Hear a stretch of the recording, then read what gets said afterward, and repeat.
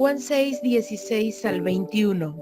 Al anochecer descendieron sus discípulos al mar, y entrando en una barca iban cruzando el mar hacia Capernaum.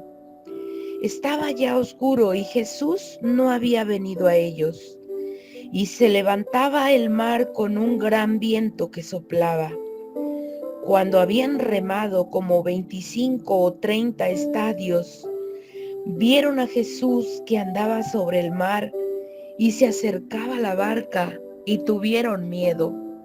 Mas él les dijo: Yo soy, no temáis. Ellos entonces con gusto le recibieron en la barca, la cual llegó enseguida a la tierra a donde iban. A través de los evangelios podemos ver que los discípulos del Señor Jesús tuvieron que vivir adversidades y oposición por seguir al Maestro. Y todo eso era parte de su formación, pues el carácter de cada uno de ellos tenía que afirmarse. Y su fe en Dios y en su poder debía ser fortalecida.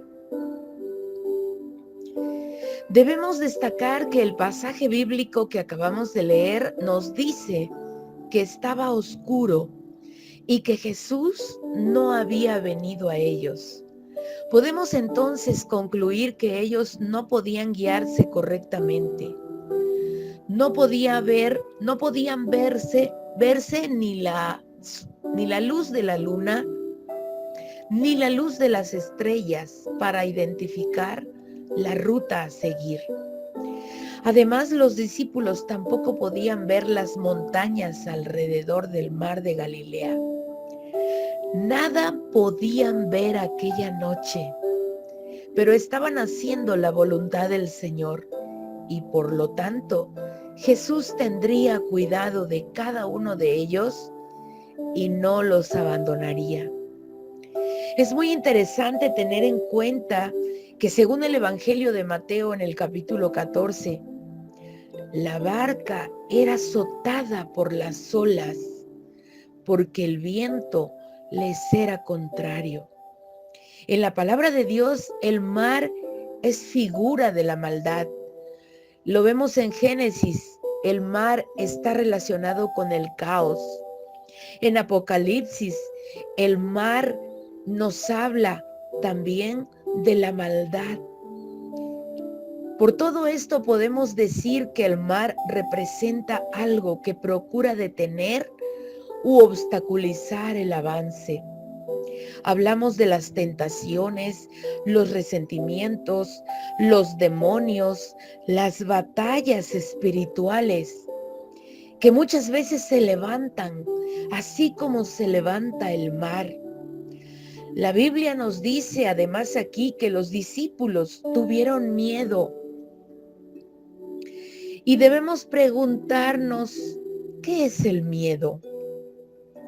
De acuerdo al diccionario, es la reacción que nuestro cuerpo presenta ante un peligro o amenaza y que conduce a la acción, a la huida, a la agresividad que en ese momento podemos presentar o tener, pero también podemos paralizarnos por el miedo y no hacer absolutamente nada.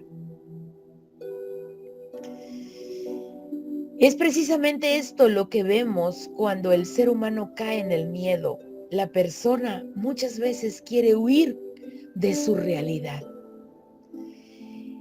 Y lo que debemos hacer cuando tenemos miedo es solamente volvernos a Dios. Podemos ver que el mismo Señor Jesús se apareció y los llevó a la tierra a la que habían de llegar. Dios nunca deja solos a sus hijos. Él se manifiesta en el momento preciso. No lo debemos olvidar, recuérdalo siempre. Dios nunca deja solos a sus hijos. Él se manifiesta en el momento preciso.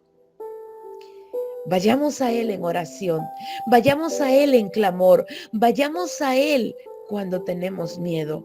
porque Él tiene cuidado de nosotros. El Señor te bendiga abundantemente en este día.